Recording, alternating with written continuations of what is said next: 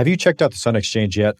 Do it. Their last crowdsourced solar project has already been funded, and they are now working on the Karu Fresh project, which is over 50% sold. It's your opportunity to help provide solar infrastructure for businesses and communities in South Africa while earning Bitcoin at the same time. It's incredibly easy to sign up. Head over to thesunexchange.com/progressive Bitcoiner, where you can sign up and receive a free solar cell with your first purchase. If you're a liberal person and the system's broken, like I fought my entire adult life to fight for things that just tweak the system as it exists. Like we're going to increase minimum wage a little bit. We're going to make it a little easier for unions to exist. We're going to pass a law that means you can't discriminate in this way. That all of that is just taking the broken system and just turning the dials a little bit. And this is an opportunity to actually explore a new system that might already start out as more fair. And if that's going to happen, we need more progressive and liberal voices within the space, because as Bitcoin starts to take over or become more important, we can't just have conservative and libertarian voices in this space. Welcome to the Progressive Bitcoiner podcast, where we explore the intersection of Bitcoin and progressive issues. I'm your host, Mark Stefani. My guest today is Jason Maier. Have you ever wanted a book to hand to your left-leaning friend about Bitcoin but never quite knew what to give them? Well, luckily, Jason is writing that book, A Progressive's Case for Bitcoin. This was a wonderful conversation with Jason. I'm really excited for him and his new project. It's going to be a great resource for all of us. Thank you so much for tuning in. Enjoy the show.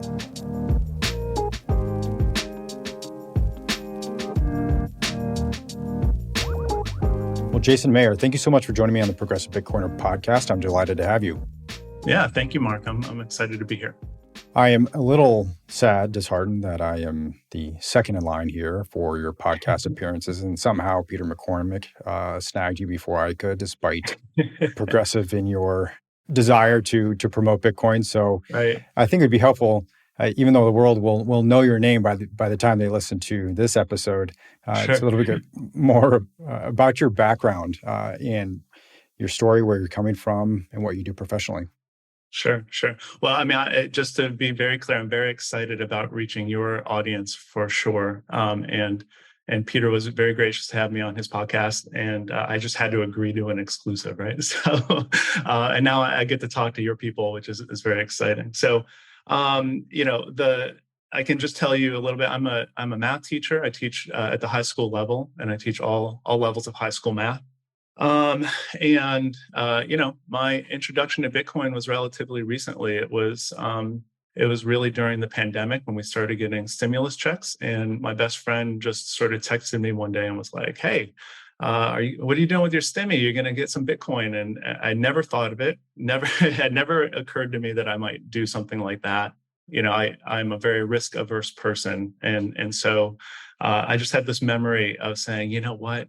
This guy's the smartest person I know. I'm good friends with him, and if he says it, then I'll get some Bitcoin. And I remember logging into some account, and I got $20 worth of Bitcoin, and that was a huge deal for me. And once I had $20, it's actually funny. Like I said, all right, well, now I need to learn everything I can about Bitcoin because I'm invested, And of course, I'm happily waste $20 on takeout that I don't enjoy. But once I bought $20 worth of Bitcoin, I was like, now I need to learn.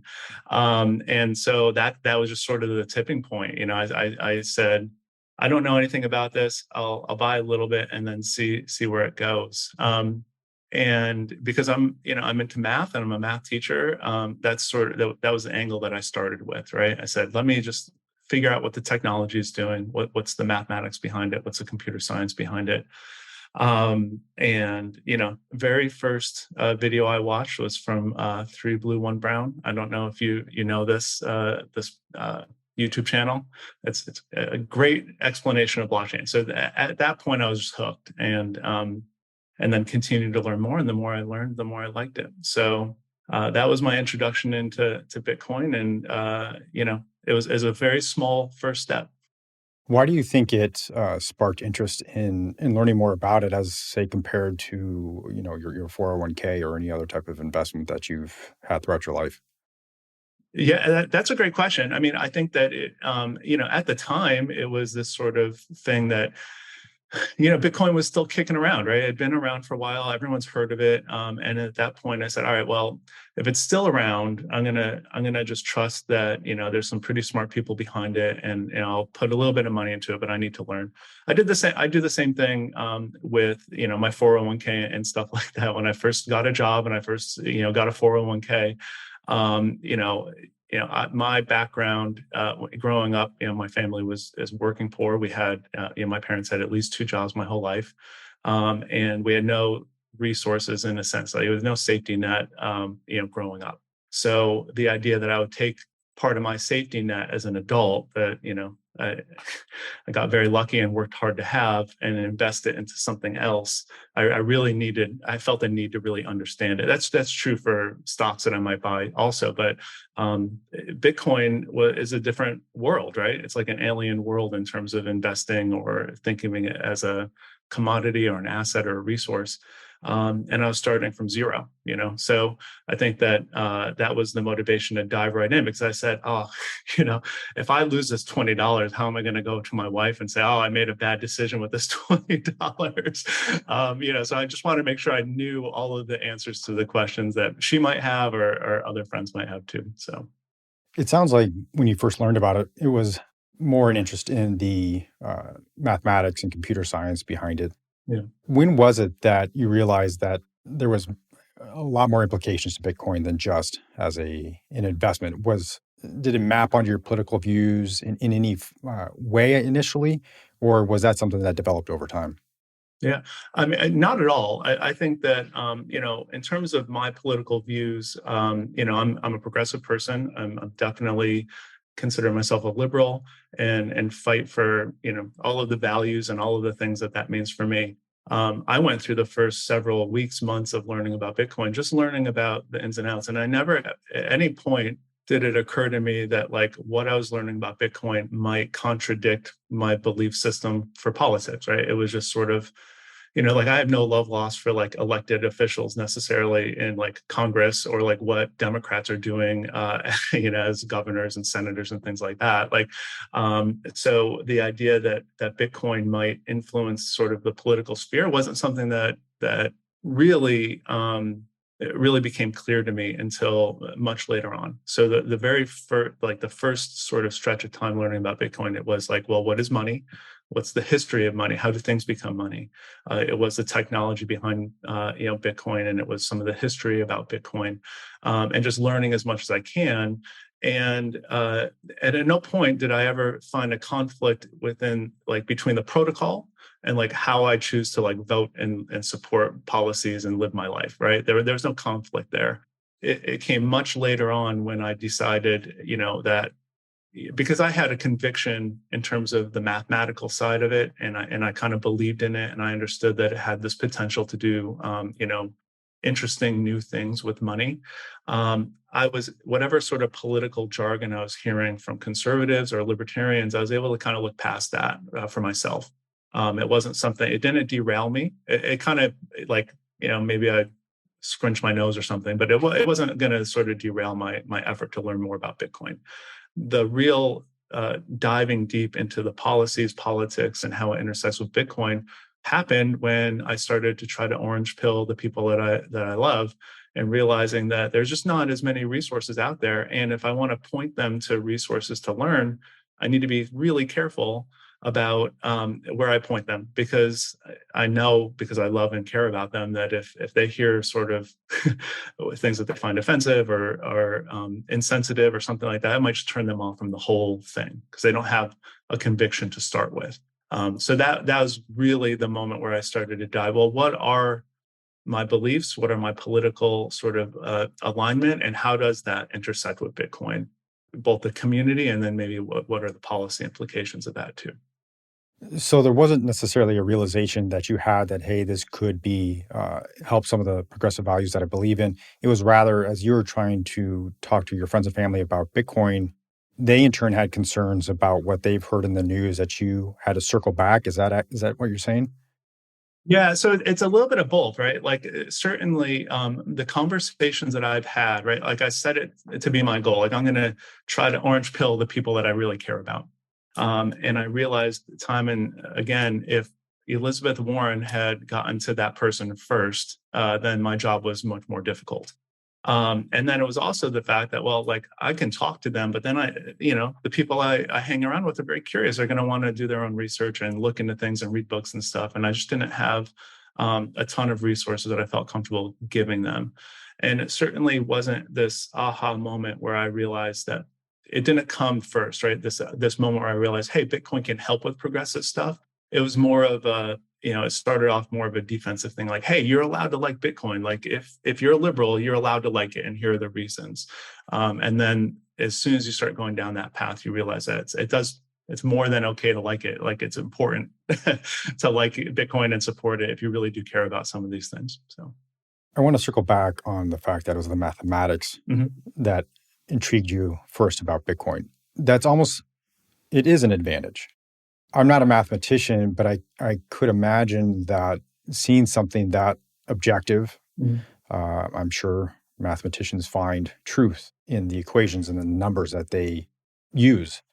And that in turn gives you this understanding of something that us lay folks who can't add 2 + 2 together can't come to Bitcoin with. And in turn, there's maybe that additional hurdle where it's more the subjective layers that we need to get over first in order to really appreciate what Bitcoin is. Whereas in a way, you're almost kind of the opposite. Do you see it as the same way? Yeah, I mean, what you're saying is like understanding math is a superpower, right? And that's great. So, yeah, That's what you tell your students. right. Yeah. So as a math teacher, I think that's a really great message. I mean, it's true. Like I do think that, and the way I frame this for myself, and when I reflect back on it, is that like if I did not have that conviction about Bitcoin as a technology, as a mathematical thing that exists within our universe, I'm not sure I would have been able to get over my own sort of prejudices and biases about the community that exists about Bitcoin. So it is fundamentally an important piece of my Bitcoin journey was to have a conviction about it. And that came, for me, it came through mathematics, right? It came from understanding the technology as well as I could and understanding that there's something new here and it's exciting and it's important and it can't, it's very unlikely to go wrong. But I do think that people who are new to Bitcoin need that conviction. It doesn't necessarily have to come from mathematics, right? Like you don't need to understand the computer science or the mathematics necessarily, but you do need to have some conviction to motivate yourself to learn more about it. It's an incredibly complex beast, and every angle you look at it from, it makes it look different, and it influences so many different aspects of society. And finance and economics and politics that you really need to have a conviction if you want to go deep and learn about it. And so for the people in my life, who might not be math teachers or mathematicians or anything like that, there needs to be that hook that gets them excited. And so, I'm trying to transcend this. Well, it's okay to like Bitcoin and get it to the point where, like, well, if you're a progressive liberal person who cares about, people and making the world a better place, then Bitcoin is for you. And hopefully if I hand them the book that I'm writing, then they will have developed that conviction and then they can learn more. They continue their journey on their own. Because you do see the opposite. I've interacted with people who do not want to be involved with Bitcoin because of these subjective layers. And they can perhaps acknowledge that there is something to the technology itself, Right. but they can't get past whom they associate with Bitcoin, which is obviously quite unfortunate. Yeah. And yeah, so I see that too. And it seems obvious, but the solution in my mind is you're never going to be able to change the minds of people who are in Bitcoin already, who have come to it from a libertarian or conservative mindset. What you can do is do as much as you can to increase adoption among people who think about the world like you do. And so I do think that there's a moment here in this sort of like downturn bear market we're building right now, building a community that welcomes progressives and liberals into Bitcoin, so that there's more voices in the space. I think that there's a very good chance that Bitcoin becomes global money, at the very least, a very fundamental part of the global financial system. And it does not make sense to me to have only sort of one political viewpoint in that conversation. So the hope is to increase widen the umbrella, invite more people in, make the space welcoming so people can learn and communicate and talk about Bitcoin and the technologies therein in a way that feels comfortable for them. And if we can get there has to be some tipping point where now it doesn't become like, well, there's liberals joining this conservative thing. It's just sort of a thing that exists, and there's conservatives in the culture, and there's liberals in the culture, and they might not agree on a lot of the subjective layers above Bitcoin, but they might be able to agree on the protocol level of why Bitcoin is important or useful or a valuable invention. And so you've chosen to help others realize Bitcoin's importance by writing a book. Yeah. When did that seed get planted? So I was listening, I was doing the dishes, listening to some podcast, could not tell you what it was. I did look back through my text messages and my computer to find out the day, right? So like at some point last September, I just sort of, it clicked on, something dawned, right? The light clicked on, and I said, there's a lot of people out there who need to learn about Bitcoin. And there's just, the book that I would like to hand them doesn't exist, right? And, this is, in the middle of my school year, right? So I'm a teacher. At the time, I was the head of my department. So I was very busy. And I started just sort of a Google Doc of ideas, right? Bullet points. And I just continued that through as much as I could, and thinking about it, and caring about it as much as I could at the time. And that it just clicked, right? Like if they say, if there's a book you want to read and it doesn't exist, then you should go and write it. And I just sort of committed myself to making a 0-to-1 resource for progressive people who aren't into Bitcoin, just to get them a conviction, get them thinking, all right, well, this is something that's valuable and that I can get into. It's not meant to be the last book a person reads. It's kind of meant to be one of the first books that they read, and hopefully gets them from 0 to 1, right? A lot of the people who I've been interacting with, they're just start off with the assumption that Bitcoin is not for them. It's silly. If they get into the community at all, or they go on Twitter, then they'll realize that it's not necessarily a welcoming place for progressives. And so I just want to counteract that the best that I can. And this is how I thought I can do the most good. That 0-to-1 is incredibly challenging. Yeah. And you're fighting against a lot of issues, and again, those subjective layers and a lot of mainstream media concerns. Have you thought about a writing technique or a story or metaphors or whatever to be able to bridge that gap, to be able to say, I understand where you're coming from, I understand your concerns, Yeah. but hold my hand as I bring you along in this journey? Mm-hmm. Yeah, no, I mean, it's true. So first and foremost, I needed to come to grips with the fact that if I decide to write this book, then I'm going to probably upset almost everybody on the planet, right? So like I'm going to upset Bitcoiners who are conservative and libertarian and already into Bitcoin. I'm going to upset, my liberals who aren't into Bitcoin, because how dare you support Bitcoin?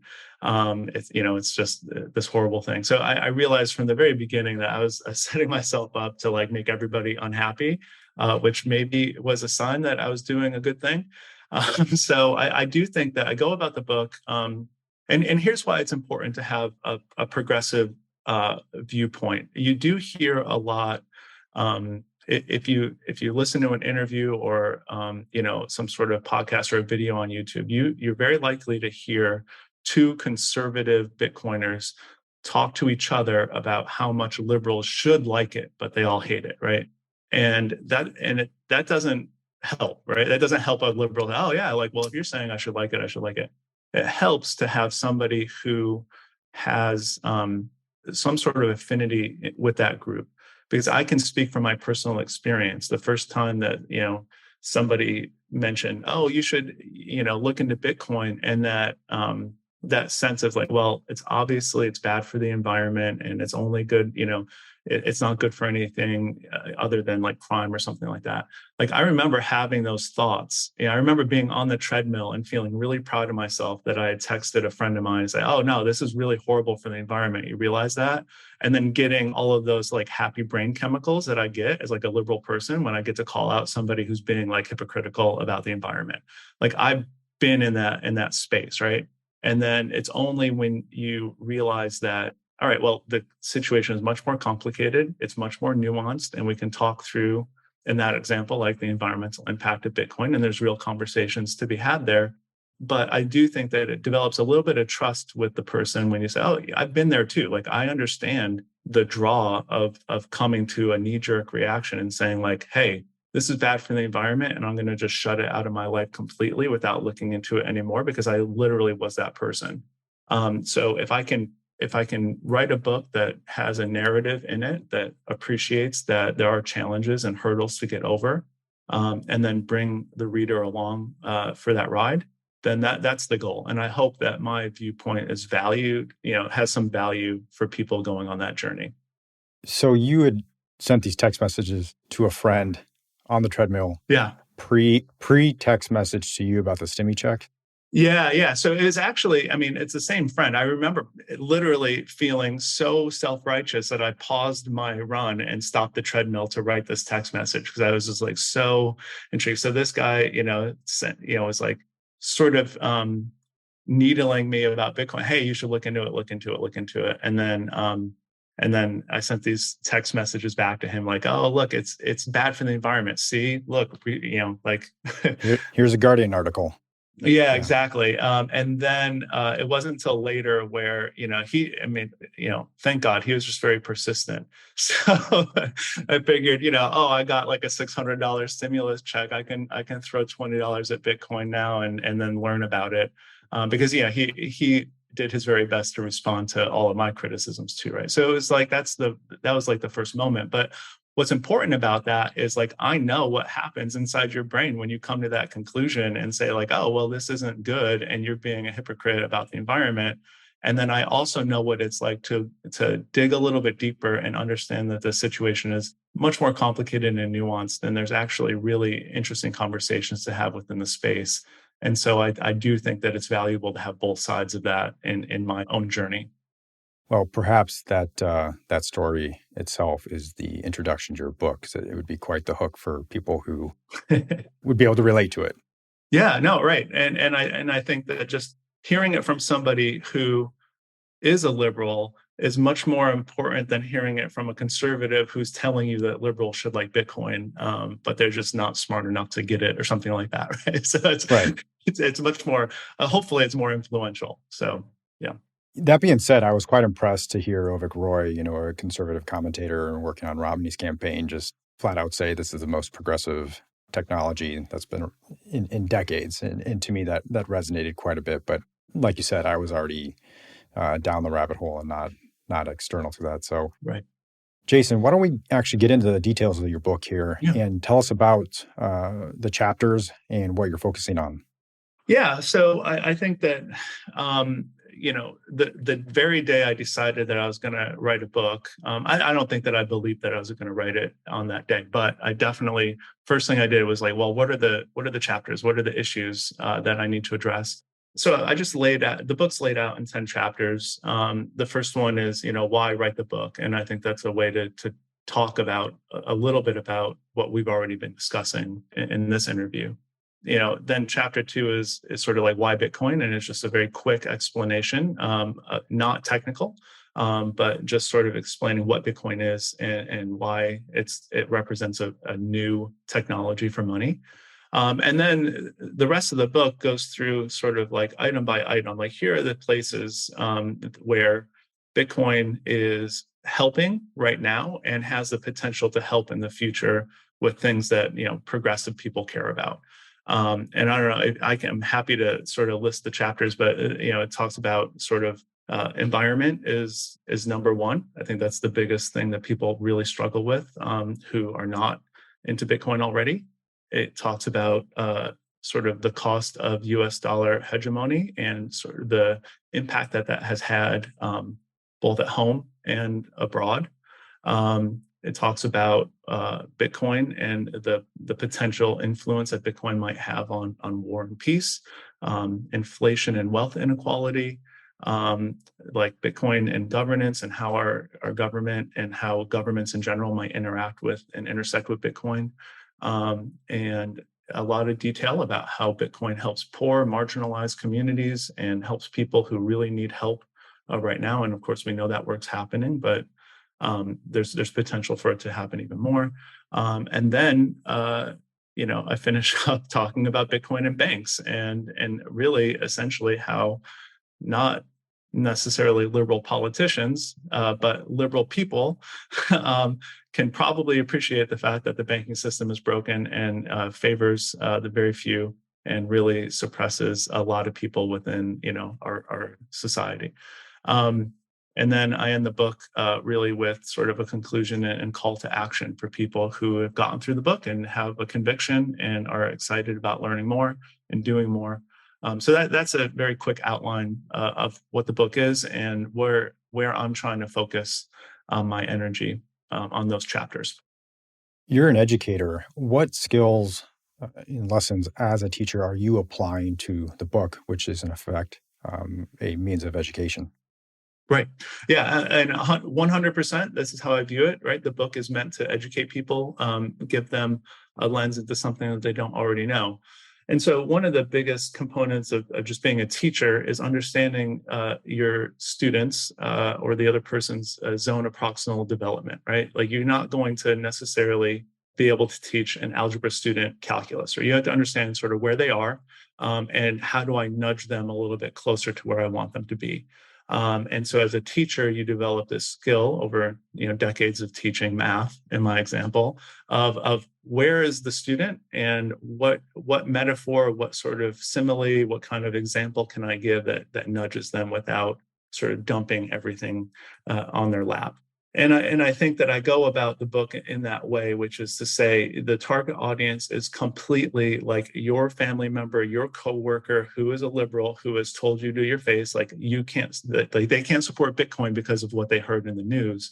That's the target audience member. So I'm trying to really pitch the book within that zone of proximal development. So that means starting from the place to say, A, it's okay to like Bitcoin. It's not as damaging, or it's not damaging like you heard. And then go into, well, here's actually all of the good things that it does and all of the potential benefits that it has. And the other thing that's important in terms of just being an educator and trying to get through to people is to have lots of different examples and lots of different attack points to get to the same thing, right?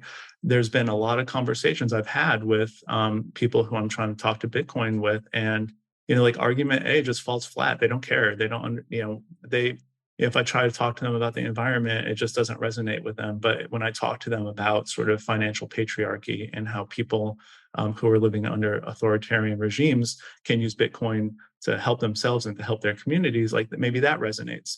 So it's really just like teaching calculus. You can't just have an example, and if the kid doesn't get it, you throw your hands up, right? You have to keep working at it, and it is work. To say, well, that didn't, okay, I understand, like that doesn't resonate for you, but let's talk about this other aspect. And so that's why the book is structured like it is, right? If you want to read it, I would recommend that you read it all the way through because the narrative and the different attributes of Bitcoin are woven through a narrative form into those chapters. But if you really only care about like one or two of those things, then you can skip to that chapter too. So having an ability to just reach people with different kinds of examples and different vantage points into what you're trying to teach them is really important. Do you spend any time on discussing proof of stake and the rest of the crypto ecosystem? No. So I think that it's a very valuable argument to have and an important one. I think it's critically important to protect the Bitcoin protocol from attack and from people who are trying to convert it to proof of stake or suggesting that we should. I think that's absolutely a fundamentally important concept within the space and something that people should be working for and doing that work. it's not within the zone of proximal development for my audience, right? So I think that it's not within the scope of the book, right? And so the premise from the very beginning of the book is I'm trying to get you into Bitcoin. I'm trying to get you to understand its benefits. And it doesn't, and very consciously chosen. Like I'm intentional about this. I'm not trying to convince them that they need to shut out any other like altcoin or proof of stake or anything. I do believe that. I believe that very passionately. It's just not within the scope of the book. So I think that it's an opportunity. I'm happy to talk with anybody in person about that or to discuss it on shows like this, but it's just not within the scope of the book. Yeah, let's discuss that. Maybe that'll be on your 5-year revision. Yeah, yeah. Well, hopefully the book won't be as needed in 5 years. But Right. let's get into that. How when you talk to friends and family, how do you frame proof of work versus proof of stake? And well, I heard proof of stake is better for the environment. I'm going to put some of my money in Solana or Ether or whatever. Sure, sure. And so I think that it's very important to understand, on that level, that the energy that proof of work uses, and that's the main attack vector, right? In terms of the people I talk with, the people who bring up proof of stake as an option, it's because of the environmental impact, right? This is something, and I just try to explain as carefully as I can that proof of work is trying to replace a system that already exists and do it in a decentralized way. And if you want to take a financial system that exists and do it in a way that's decentralized and trustless and actually does something new, then that takes energy. And the energy consumed or used in that effort is not a bug. It's actually a feature. It's actually taking real life resources and devoting it and backing a scarce commodity that could potentially be used as money. And that proof of stake does not solve that problem in the same way at all. It's just trying to tackle a different problem. And so a lot of people say in the space, it's not unique to me, like, oh, proof of stake is just sort of replicating the system that we already have. And I do think it's an important distinction to make, right? Like you can have a lot of Bitcoin and you do not get to influence a protocol one iota more than somebody who has just a couple of Satoshis, right? Like having a lot of Bitcoin does not give you sort of an undue influence over what Bitcoin does as a monetary mechanism. And that's a fundamental flaw of proof of stake. And I think that the real argument there then for people who I'm speaking with is to talk about the value of Bitcoin. Like, what is it actually accomplishing with the energy that it's using? And why are those things important? And why can we sort of look to the future and see why they will become increasingly important? And to really not view, option A uses energy, option B uses less, so we have to just do option B. Seems, it's obviously it's not getting to what we really need to get at. So if the goal is to convince them that proof of work is important, then you need to convince them why, the problems that proof of work solves are important. Do you encounter a lot of people simply seeing Bitcoin as an asset, as an investment, and why should we give a damn about it? You're just in it to make money. Do you get that a lot? Yeah, and I think that those are almost sort of easier things to chip away at. I mean, there's a lot of people in my personal life, when I'm talking to people about Bitcoin, it's people that I know and I care about, and I know what motivates them and I know what interests them, right? And there's a lot of people who will say, thanks for the tip. Like that seems fine for some people. I'm just not interested in investing my money in that way. And as if I'm trying to it's like, hey, you know what? There's a great stock. You should get it. It's called Enron or something. And they're like, oh no, I'm fine. It's an interesting conversation to take that, that person and say, I know that you think I'm just saying like, hey, here's a way to make more dollars. But I'm fundamentally not doing that. I'm telling you that there is a new system that works better, that works more fairly, more justly, more equitably, and that whether or not you're on board, it's going to in all likelihood, it's going to happen. And I'm trying to get you onto that lifeboat. And to say, this is not like a stock pick that I'm sending you, or I don't have some inside information about the next sort of like a meme stock. I'm telling you a real systematic, fundamental shift in the way that we think about money and the way that we operate with money. And so, you get all sorts of responses, as you know, and as all of your listeners know, right? Like, you got to get through like, well, it's just for like investment. It's just a meme, just tulips, like all of that stuff. You just got to like chop through all of that every time you talk with somebody about Bitcoin. And I find it exhilarating and exciting in that moment where you can actually start to get them to think, right? Like, the moment that I really like is not the moment where they say, oh, okay, where can I buy some, right? Because the answer to that is usually like, wait, no, I'm not telling you to buy it right now. You need to learn more about it. The moment that I really like is when I talk to them and then they're about to say something and they stop themselves and they start thinking, and then you can see it in their eyes. Just like if I'm in a math classroom, right? Like, okay, you're actually thinking about this now, and now I know I've got you, because if you're really thinking about this deeply, then now all of the other dominoes are going to fall. We're going to get you there. That aha moment, has there been a particular characteristic of Bitcoin that seems to resonate the most with people that you've encountered, or is it pretty mixed? I think it's mixed. I think that, like I said before, Bitcoin has so many different perspectives that if you sort of, I think about it as like an art installation. And when you walk in the gallery, you walk to the different side of the room, it just looks completely different. And so for each person that I deal with, there's a different thing that resonates. The idea that, there's a fixed supply, of 21 million, like that's going to get some people, right? The fact that it's censorship resistant, that's going to get some people.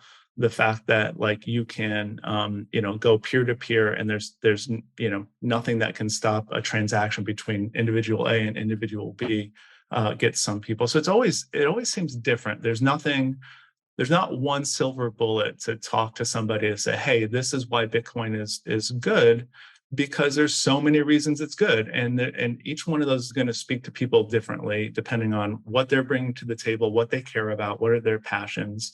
And so I've really enjoyed the challenge of trying to get to individual people and to make those arguments that resonate. And if one doesn't, I can find another one, or we can talk about their concerns. And then the book essentially is an attempt to compile those into one spot, so that whatever kind of progressive you are, whatever kind of liberal you are, like now you're holding onto a book that has something in there that's going to hopefully get to you. That's the hope. And so your last chapter is a call to action. Can you tell us about what those calls to action are? Yeah, I mean, the sincere hope is that you read the first 9 chapters and you're thinking, all right, I got to do something now, right?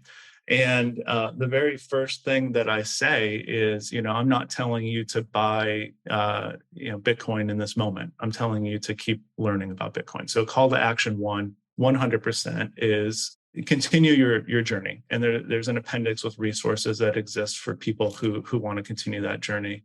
I had a great conversation with somebody. This just reminds me, a colleague in my office. I have a Bitcoin poster up above my desk, so people who can walk into my office, if they care enough then to notice it, they can ask me questions. And I mentioned something to this person. Oh, do you invest in Bitcoin? And I kind of made the point, like, okay, well, you don't really know any thoughtful people that have studied Bitcoin for 100 hours who thinks it's a bad idea. And so this colleague of mine was like, oh, so you're telling me I need to buy Bitcoin? And I said, no, I'm telling you need to study Bitcoin for 100 hours. And I think like that's call to action 1, right? So like chapter 10, keep learning about Bitcoin. Getting from 0 to 1, right? Like saying, if you own 0 Bitcoin right now, like that's the only wrong number. And so I think that those two things are symbiotic, right? Once you start buying Bitcoin and learning about it, those things feed off of each other. At least they did for me. There's opportunities out there to support politicians who agree and support Bitcoin and also support progressive values. They exist. And we should be doing everything we can in terms of, supporting those people, volunteering, donating money, whatever we can do to support people who actually have progressive values, running for office who actually support Bitcoin, and that's at all levels. So there's a component of that. And then it's really just it's also a call to action to say, like I really sincerely hope that, like my book is not the last one, right? Like I think that, shows like yours that you're producing, right? This, this vehicle for progressive people to learn about Bitcoin. Like there just needs to be more of that. And so like the most important call to action is like get involved in the community, like talk with people, go to meetups, like have conversations, even if you don't agree with the people you're talking with, because you won't necessarily. There's gonna be a lot of stuff you disagree with if you just pick a random Bitcoiner. But to be involved in the community, like make your voice heard, and make it, you're not going to necessarily change the minds of like, the people who have been in the space since 2013 and think Bitcoin is only for libertarians. That's not the target. The target is to increase our community and to make sure that the voices that we care about, who care about, people and social justice and doing, making sure that the most vulnerable in society are protected. Like those are the values that we care about. Come into Bitcoin, talk about those things, have conversations, and I think those are the most important calls to action that I can possibly think of, right? Is to broaden the umbrella, like we've been talking about, so that it's no longer just liberals joining a conservative thing. It's actually just a thing. Have you orange pilled the math department yet? Yeah. Oh, this is my favorite, right? So I think, like I had to tread carefully because for this whole academic year or the past several, I've been head of department, so I needed to be careful about like what I said to people, But I do slip in some things every once in a while, right? So in my weekly department meeting agenda, there's always like resources, and most of the time I'll link to like a new math teaching article, or here's a good way to teach this topic or something like that. And one time I put just the white paper, Satoshi's white paper, in as like, this is a resource. Like, hey, look, we like computer scientists have solved the Byzantine generals problem, and that's all I right. Like, and I put that in there, and there were crickets. Nobody responded. I don't know if anybody clicked on it or they understood. But I do have conversations, like I said, with everyone that I care about, right? And so that involves my colleagues in my math department. And there's some really well-intentioned, sincere like questions about Bitcoin, right? From thoughtful people who know mathematics and things like that, right? So I remember a colleague who absolutely like wouldn't consider it. It's obviously bad. It's deflationary. It's not enough. There's only 21 million. And when the moment that clicked for this person was amazing to me, because it seemed so obvious to me, but it wasn't to him, was like, it's like, well, it's a problem to have any sort of financial system run on like a finite supply and have only 21 million. You can't run a world economy on that. And when I described to him months later that like, oh, it goes to 8 decimal places, and it could actually be programmed to go to more decimal places if we need to, right? So like it's a 100 million, but we can do more if we need to. And that all of a sudden is, oh, well, I didn't know that. Like if that's true, then like all of my concerns, like all of those concerns. I'm all in now. Just get a YOLO in. Yeah, exactly. So like it's amazing, like the thing that like gets, like triggers that light bulb for different people. You know what I mean? So Yeah. So 2 years from now, you're on a book tour and you're autographing your books. mhm. What does success look like for you with this book? Yeah, that's a question I've been thinking about a lot. I think that the best case scenario in terms of success for the book is that it reaches people, right? I get this book into the hands of people who need it, who can grow the progressive sort of community within Bitcoin.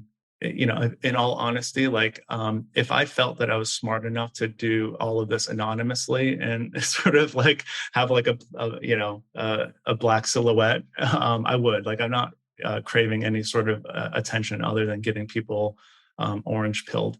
I think that success really looks like to me that I go out, I get the book into the hands of people, and that book inspires people to join the community and do their own work. I think that's the ultimate form of success for me, is to say, oh, well, here's a resource, here's a person out there who really cares about both of these things, right? Like liberal ideology and Bitcoin together. And then that inspires them to do something that is within their skill set. I love, I was, this is a conversation I have with my wife, right? Like, I love my job. I love teaching math, and I've wanted to do that for the rest of my life. So really, success means that I get to orange pill a lot of people, and I still get to keep my day job that I really like. So, I'm happy to go on a book tour, and I might already have my sabbatical request, like, written up. But I'm not looking to necessarily transition away from the thing that I've built my career about, or that I really love. I love working with students, teaching them mathematics, slipping in stuff about Bitcoin when it makes sense to do that. But yeah, that's what success looks like for me. It's that people use the book and are motivated by the book to do their own thing. And then I still get to teach math also. So, who knows? That's an interesting thing, I think, to bring up. Mhm. How have your students responded? Yeah. And do you see any interest or concerns with Bitcoin that differ from your demographic and age? Yeah, I mean, it's been amazing in terms of just having conversations with my students, right? So I try not to talk about it a lot, but certainly at this point, like, for the past sort of academic year, anybody who I taught knows that I'm willing to talk about Bitcoin if you have questions. I became this past year like the faculty advisor to the crypto club, because the Bitcoin club got turned down because it was too specific. So they accepted a crypto club, and they don't have any idea that I'm just secretly making it a Bitcoin club behind the scenes. And like, you know, so, That's so like, I'm the good. faculty advisor of the crypto club, but I promise your listeners, it's Bitcoin. It just, I needed to label it crypto to get it approved by, the system. Always a loophole. Yeah, so like my students, are like, ask questions and are excited about asking questions. They have a lot of the same misconceptions and the same assumptions that people my age have, right? Like, we like to think of teenagers as, oh, well, they're digitally native and they know a lot about technology, and like, they Venmo each other. So obviously, like, Bitcoin is not a big step. It really is. Like, they ask the same exact, well, how do you know it's real? Like, there's nothing backing it, like, all of these things that, like, a 50-year-old who's new to Bitcoin might ask, they're asking. And I'm just happy. I spent one day answering any questions that they had, right? So we scrapped the lesson plan for that day. We asked, they got to ask any questions they want, right? And it was just like a nice moment, right? Because there's one or two kids in the room who actually know some things, right? And like, well, mining is a way to get more Bitcoin. And I was like, wait, hold on. Like, mining is actually a way to protect the network. Like, let's think about how we're working, we're wording this stuff. So we had a great conversation. And the other thing, I do coach one of the sports teams, and they love talking to me about Bitcoin on the bus when I'm taking them to games and stuff, right? Because they have a lot of different viewpoints about that. And I remember one time one of the players on my team was like, that we check the Bitcoin price every day to find out what kind of mood you're going to be in, and whether or not we can joke with you or we have to, like, level up. It was a great moment, because I was like, I want you to understand that, like, the Bitcoin price does not bother me. So even if it tanks, you can still joke Yeah. with me or whatever. And you said, what's the Bitcoin price? I haven't checked it in Yeah, months. exactly. I mean, I wish that were true. If you're looking, if you're listening to this and you're looking for a way to stop checking the Bitcoin price, then start writing a book, because I only have a finite number of hours a day I can devote to Bitcoin, and right now they're all centered around the book. I don't get to check the prices much, which I think is good. Well, Jason, any final thoughts that you want to send off with our listeners? No, I mean, I think we covered a lot, and I do think that there's just, I just want to reiterate, there's a real opportunity here to get people who are not into Bitcoin right now into Bitcoin.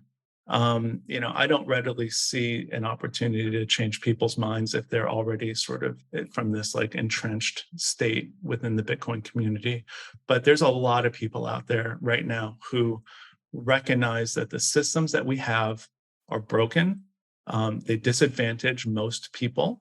They disadvantage the most vulnerable people within our societies. And they feel, right? Like, there's a lot of people out there who feel that the system is not working. And of course, as Bitcoiners, we know that. I just think that they don't necessarily have the vocabulary or the full understanding of really how broken it is, or the specific ways in which our financial political systems really work to suppress ordinary people who are working really hard. I think there's a lot of like intuition that that's happening, but not really a lot of concrete understanding about how and why. So Bitcoin is an absolutely fabulous way to learn more about that. So we need to go out and reach those people. You're doing great work with your podcast. I'm hoping that the book resonates with people who fit that category. They know that the current system is wrong, but they don't know how to fix it. And I think that, one of the analogies that I put in the book is like, if you're a liberal person and the system's broken, like I fought my entire adult life to like fight for things that just tweak the system as it exists. Like we're going to increase minimum wage a little bit. We're going to make it a little easier for unions to exist. We're going to pass a law that means you can't discriminate in this way. That all of that is just taking the broken system and just like turning the dials a little bit. And this is an opportunity to actually explore a new system that might already start out as more fair. And if that's going to happen, we need more progressive and liberal voices within the space, because as Bitcoin starts to take over or become more important, we can't just have conservative and libertarian voices in the space. So that's my hope. And that's just sort of how I'm thinking about it. Beautiful. I agree that is a huge hurdle for people to overcome, the understanding that there's a different way of approaching problems. And for so long, we've just thought of that as changing laws, getting new politicians. Mm-hmm. But I try to remind people we're the quote unquote party of grassroots efforts, Yes. of community efforts, of forming these things and fighting for it from the ground up. Yeah. And Bitcoin is the most grassroots effort I've seen in my lifetime. For sure. And, just to go further to that point is, I've worked very hard. I've voted very carefully. I've supported specific policies and politicians, like I said, my entire adult life. And I've never actually believed in my heart of hearts that it was actually I was never going to like achieve the thing, right? It was always going to be like a lifelong thing that you're working for. Like success wasn't really an option. It was just to make things a little bit less miserable or a little bit less unfair. And Bitcoin was the first moment where I realized, like, hey, like I actually have a lot of hope that we can make things systematically better. And so, like, I just want to pass that along to as many people as I can, because that hope is important. Absolutely. I've said this before, but voting is necessary but not sufficient. Protesting is necessary but not sufficient to change. And sometimes we just need a new system, and Bitcoin is that new system. Jason, you're doing a Kickstarter for your book. Please tell the listeners more about that.